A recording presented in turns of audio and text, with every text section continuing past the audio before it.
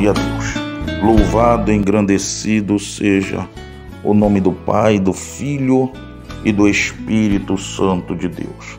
E dizei-lhes: é chegado a vós o reino de Deus. Mas em qualquer cidade em que entrardes e vos não receberem, saindo por suas ruas, dizei: até o pó que da vossa cidade nos pegou, sacudimos sobre vós. Sabei com tudo isto que já o reino de Deus é chegado a vós. E digo-vos: será mais tolerável naquele dia para Sodoma do que para aquela cidade. Digam graças a Deus. Digam glória a Deus. Preste atenção, queridos irmãos e ouvintes das Escrituras Sagradas. Nós vemos aqui uma responsabilidade que nos outorgou o juiz dos juízes, o Rei dos reis, o Senhor dos senhores, o Filho do homem, o Filho do dono de toda a face da terra. Deu para nós aquilo que um dia nós recebemos. Mesmo nós, privilegiados, que nascemos num lar cristão e tivemos a oportunidade de vivermos de acordo às Escrituras, a palavra sagrada, alguns de nós fomos separados por Deus, preparados pelo nosso Criador, na sua unção divina chamado Espírito Santo, para levarmos o reino de Deus, o reino celestial, sobre a face da terra. Antes de nós levarmos o reino dos céus, o reino de Deus, sobre a face da terra, foi primeiro preciso esse reino de Deus chegar até nós. Quando as Escrituras falam que todos pecaram e destituídos, afastados, separados estão da glória de Deus, ou melhor dizendo, do reino celestial, da vida eterna preparado por Deus para todo aquele que nele crê, então fomos primeiro alcançados por essa grande graça e misericórdia, mesmo nascidos em lar cristãos. O Espírito Santo veio, nos ungiu, revelou seus propósitos para com a vida de alguns como eu sobre a face da terra, nos encheu e nos deu a comer da sua santa comida, que na nossa boca é doce como mel, que são as Escrituras Sagradas. Ela é doce, ela é viva, ela é a água viva de Deus sobre a face da terra para todo aquele que nele crê e que se achar sedento de forma espiritual. Porque se o corpo sente sede, nós bebemos a água física. Mas para a nossa vida espiritual, nós só podemos nos alimentarmos, nos saciarmos e alcançarmos a plenitude plenitude de Deus sobre a nossa vida, ainda física, sobre a face da terra, precisamos conhecer, prosseguir em conhecer, nos alimentarmos das sagradas palavras, nos saciarmos dessa água viva, santa, pura e divina, que nos lava dos nossos pecados, que nos lava dos nossos maus pensamentos, das intenções dos nossos corações, que por natureza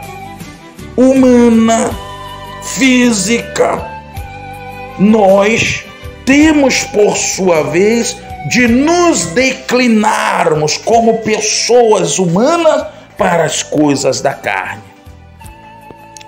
É por isso que está escrito no livro de aos Romanos, a partir do versículo 8, que a declinação da carne é morte, é separação do reino celestial. O declínio da carne é separação de Deus, é se afastar do reino de Deus. Por quê? Porque a inclinação, o declínio carnal, às suas vontades e desejos fora da permissão do seu Criador, é morte.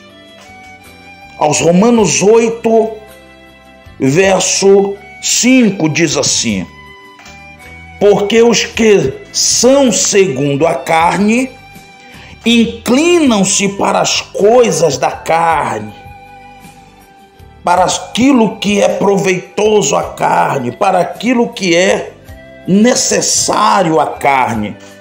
A carne se inclinar para as coisas da carne, como tomar banho, se alimentar, se vestir, se deitar, dormir. Isso são as coisas naturais que nós, como seres humanos, necessitamos. Mas está escrito pelo nosso próprio Mestre, Yeshua HaMashiach, o Filho de Deus, que é do coração dos homens que saem os maus pensamentos. Exemplo, homicídios, adultérios, idolatrias, porfias, inimizades, rebeldias.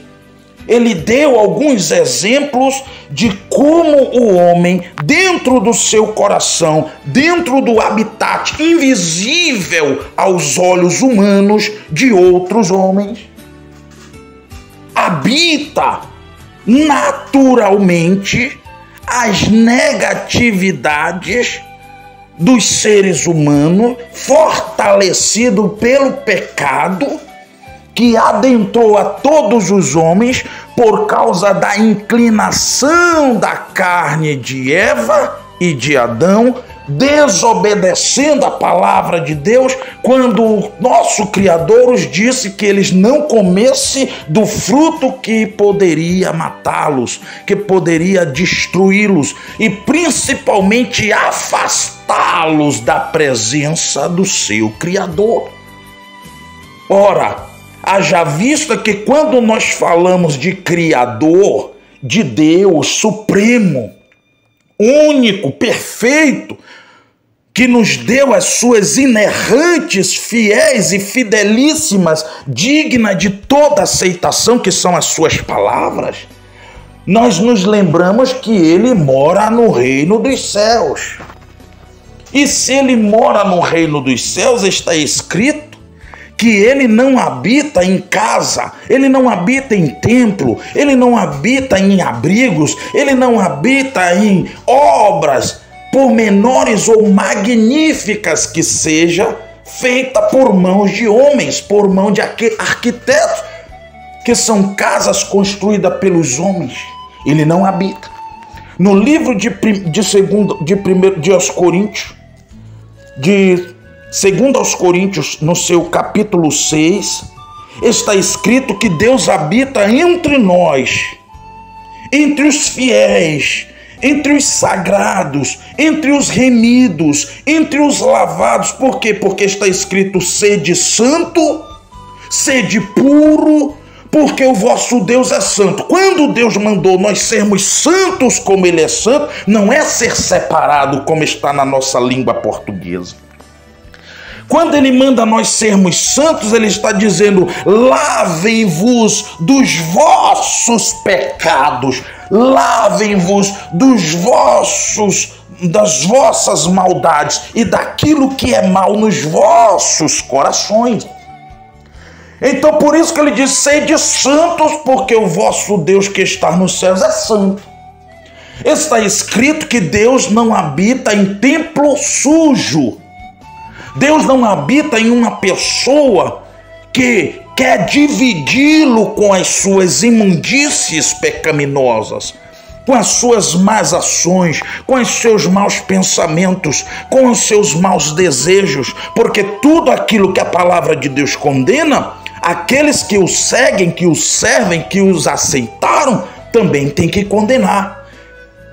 E se nós condenamos o pecado no mundo, precisamos condenar o pecado em nossos próprios corações.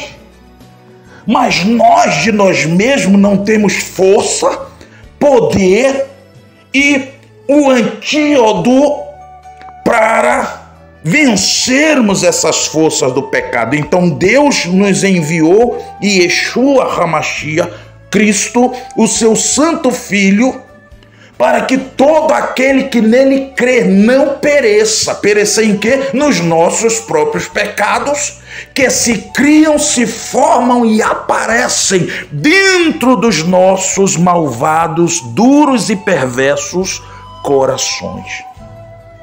Vamos ver da onde se brotou, se gerou e se começou o pecado. Olhe bem, livro de 2 Coríntios 6, e versículo 16 diz assim: que consenso tem o templo de Deus com os ídolos? Porque vós sois o templo do Deus vivente. Em outras palavras, vocês foram criados e formados por Deus. Como Deus disse: neles habitarei, quer dizer, quando Ele envia o Espírito Santo sobre uma pessoa que se santificou e foi liberta dos seus pecados pelo sangue purificador do seu santo Filho, então essa pessoa automaticamente está preparada como uma casa adornada, como um templo vivo, um templo que fala, um templo que sente, um templo que tem emoções, um templo que pensa, um templo inteligente, um templo vivo. É nesse templo vivo que Deus habita, porque está escrito, ó: por isso, disse Deus, neles habitarei, e entre eles andarei, e eu serei o seu Deus, e eles serão o meu povo. Por isso, saí do meio deles. Do meio de quê? Das trevas, dos infiéis, da injustiça, da idolatria, da malignidade, da infidelidade, da sensualidade, da vaidade, da pecaminosidade deste mundo, dessa era, dessas trevas. Por isso você tem que se afastar do mundo e daquilo que no mundo há. Não das pessoas, mas daquilo que no mundo há. Daquilo que é sedutor, daquilo que é atraente, de acordo aos olhos humanos, que parece inofensivo, mas é nocivo, é pervertido, é terrível, é horrendo a sua vida espiritual diante do seu Criador, que estabeleceu todas as coisas. Vamos ver, está escrito no livro de Isaías, no seu capítulo 14, venha para o Antigo Testamento, Tem livro de Salmo, Provérbio, Eclesiastes, Cantares, e aí vem o livro de Isaías, que faz parte dos profetas maiores, conhecido como profeta messiânico, aquele que pôde, de acordo à vontade de Deus, Deus esclareceu a Isaías coisas íntimas, coisas profundas, coisas gloriosas, que nos trouxe o entendimento para discernirmos como todas as coisas começaram e por que tanta coisa errada, desgostosa, de sabor sobre a face da terra. Livro de Isaías, capítulo 14, a partir do versículo 13. E tu dizias no teu coração, aqui, preste atenção, Deus está revelando ao profeta Isaías como esse anjo que outrora tinha a glória de Deus e que não deu glória a Deus, antes intentou ser semelhante ao Altíssimo. Ele intentou ser semelhante ao seu Criador. Ele queria o lugar de Deus. Tem como nós raciocinarmos uma tão brutal e negativa e maligna situação para o nosso Criador? Ele queria o lugar do Criador. Então tudo começou aonde? No seu coração. Se a palavra de Deus fala de coração, isso significa dizer que mesmo sendo um reino eterno, invisível aos olhos da grande maioria dos seres humanos sobre a face da terra, que é o reino de Deus, o reino do Criador, que é o reino eterno, o reino invisível, que todos os seres humanos saem da terra e partem para essa eternidade. Então existe a eternidade com Deus e existe a eternidade sem Deus. Existe a eternidade para os salvos e existe para os perdidos. É uma eternidade, porém, duas localidades de habitat. Uma no reino celestial, que é para o alto, e uma no reino demoníaco do abismo e das trevas, que é para baixo. Uma é o reino celestial, outra é o império das trevas, em um mundo espiritual, na eternidade, que está localizada nas profundezas da terra, onde Deus fez a morada do maligno, chamando este lugar tão baixo nas regiões terrenas de abismo. Nesse lugar chamado abismo, ela é dividido entre abismo, Hades e lago de fogo eterno, que arde com enxofre, para no grande dia e terrível dia do Senhor, no seu juízo final, todos aqueles que deram ouvidos à voz de Deus serão coroados com a coroa da justiça e serão exaltados perante todas as nações, porque está escrito que aquele que o confessar diante dos homens, será confessado também essa pessoa diante do Deus vivo, que é o Pai de nosso Senhor Yeshua HaMashiach, o Cristo, e diante dos seus anjos que estão nos céus. Então os salvos serão galardoados, serão justificados, serão salvos por nosso Senhor Yeshua HaMashiach, por o aceitarem ainda sobre a face da terra. Porém, os perdidos, quando uma pessoa, um ser humano sai de sobre a face da terra, como está escrito no livro de Lucas, capítulo 16, quando um ser humano sai de sobre a face da terra, está escrito que segue-se o juízo. Então esse ser humano que partiu de sobre a face da terra que partiu sem Deus, que partiu sem salvação, que partiu na incredulidade, que desprezou as oportunidades que Deus lhe deu para a vida eterna, para ser justificados, lavados e remidos, branqueados no sangue do seu Filho. Essas pessoas, o corpo vai para o pó, vai para o cemitério, vai para o lugar de descanso, porém, essa alma que habita dentro deste corpo vai ser levada pelas forças do diabo, pelos demônios, que as enganou aqui na face da terra, iludindo e dizendo que Deus não existe, que Deus é uma mentira daqueles que são ignorantes sobre a face da terra, que Deus é uma ilusão judaica para corromper os seres humanos de sobre a face da terra, iludindo-os com uma vida que não existe. Essas pessoas terão um susto infinitamente incalculável.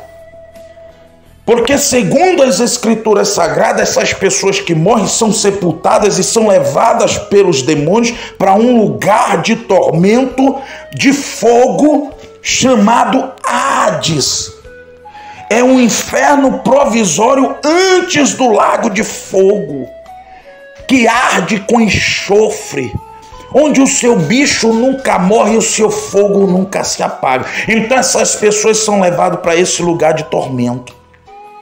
São acorrentadas e aprisionadas, e detalhe, elas estarão despidas como sinal de vergonha, porque não deram crédito, não respeitaram, não temeram ao Criador dos céus e da terra, que com veracidade, com honestidade, lhes falou a verdade. E as pessoas que são condenadas por incredulidade, porque acreditaram mais na criatura do que no seu Criador, amaram e serviram mais as suas vontades, os seus desejos, os seus prazeres, e deram ouvido a pessoas mortais, meros passageiros, carne sobre a face da terra, que também morrem, que também perecem, que também passam, do que aquele que vive para sempre, que é eterno, que é santo, que é vivo, que é justo, que não erra, que não mente, que não engana e que não ilude ninguém, mas que fala de acordo à sua reta justiça, porque está escrito nos Salmos que o trono do nosso Criador subsiste de justiça e juízo.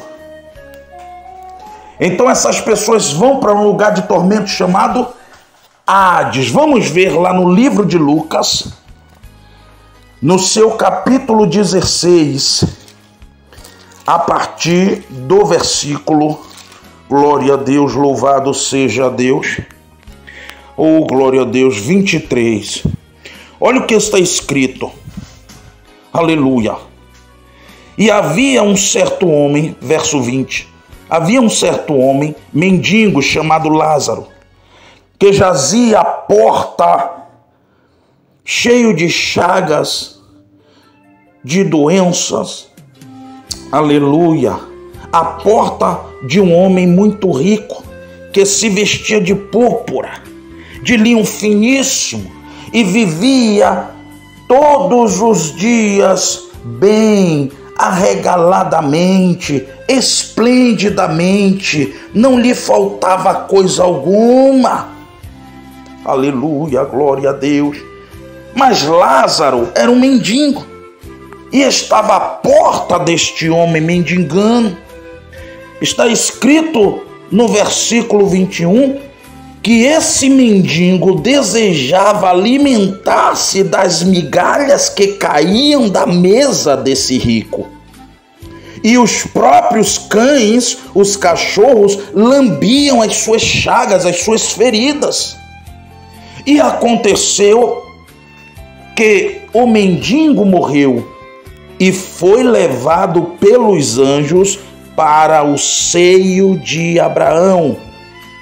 E morreu também o rico e foi sepultado. Agora preste atenção a essa parte terrível e horripilante para aqueles que se perderão. e perderão tão grande salvação. E no inferno, olha aí, e no inferno o rico ergueu os olhos, estando em tormentos, e viu ao longe Abraão e Lázaro recostado no seu seio. Lázaro estava no seio de Abraão. Lázaro estava no descanso, na paz, no gozo do seu Senhor, numa vida sem dor, sem choro.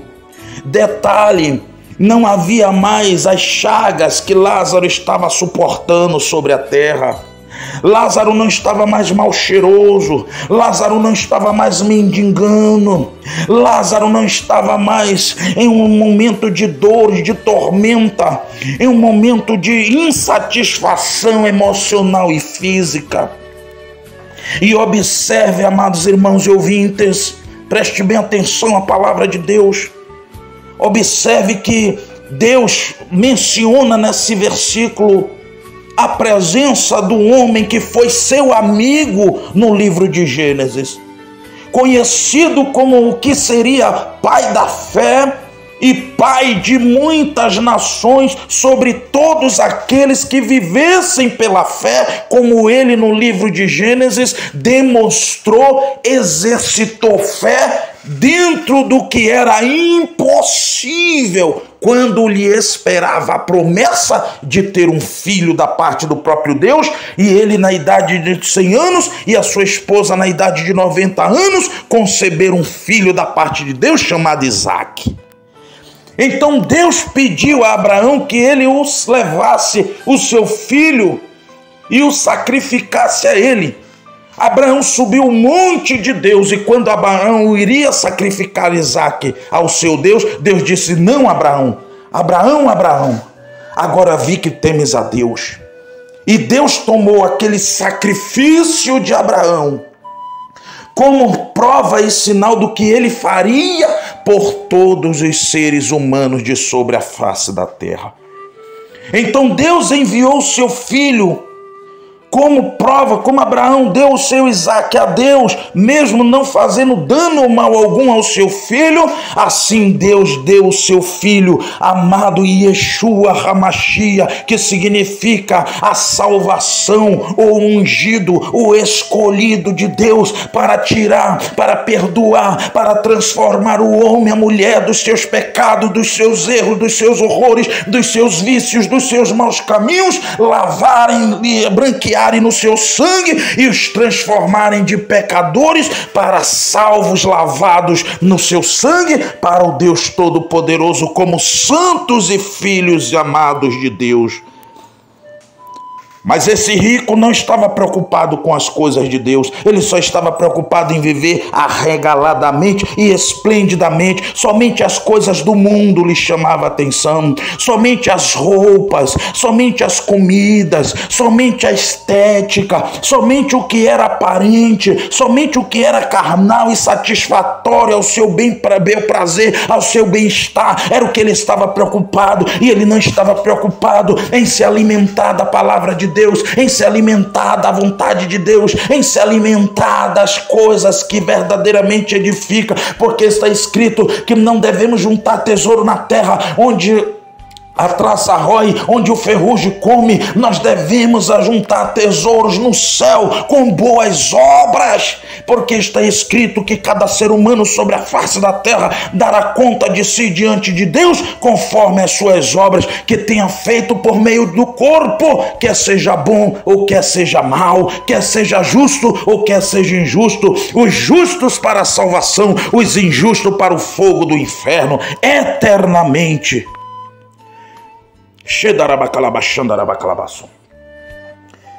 Aí Deus permitiu com que ele visse onde Lázaro estava, aquele mendigo que ele não cuidou, aquele mendigo que ele não se preocupou, aquele mendigo que ele não estendeu a sua mão, aquele mendigo que ele não lhe vestiu. Está escrito na palavra do Senhor que esses que estarão os crentes da direita e os crentes da esquerda. Aos que estiverem à sua direita, o Senhor Yeshua, Filho de Deus, vai dizer: vinde benditos do meu Pai, possuí por herança o reino que vos está preparado desde a fundação do mundo. Porque eu tive fome, me deste de comer, tive sede, me deste de beber, tive preso e doente, você foi me visitar, tive nu e você me vestiu. E nós iremos perguntar: Senhor, quando foi que te vimos desse jeito? E ele dirá: quando vocês fizeste a um desses meus pequeninos, a mim me fizeste. Mas os da esquerda ele vai dizer: apartai-vos de mim, malditos, para o fogo do inferno. Porque eu tive fome e não me deste de comer, tive sede e não me deste de beber, eu tive nu e você não me vestiu, eu tive preso e doente e você não me visitou.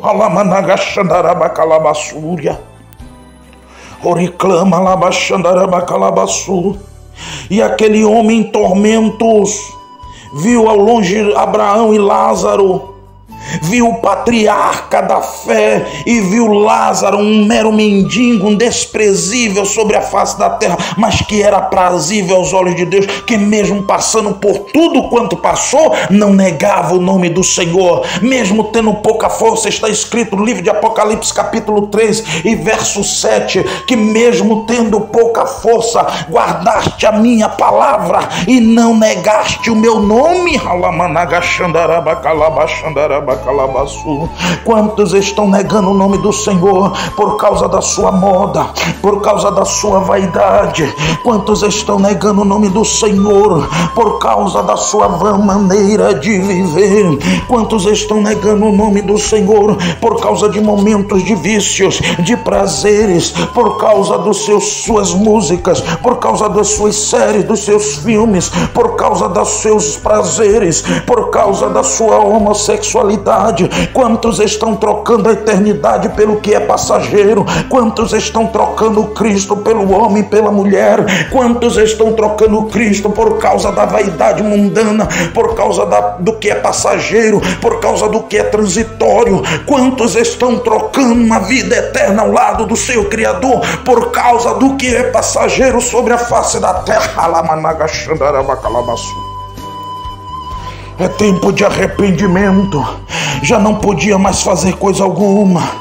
Aquele homem já estava ali agora julgado, não tinha mais jeito. Olha o que ele diz, aleluia, Abraão no verso 26: e além de tudo isto, está posto um grande abismo entre nós e vós, de sorte que quem está no paraíso não pode passar para o inferno, e os que estão no inferno não podem tampouco passar para o paraíso. E ele disse: rogo-te, ó Pai, que mandes à casa do meu pai, aleluia, pois tenho 5 irmãos,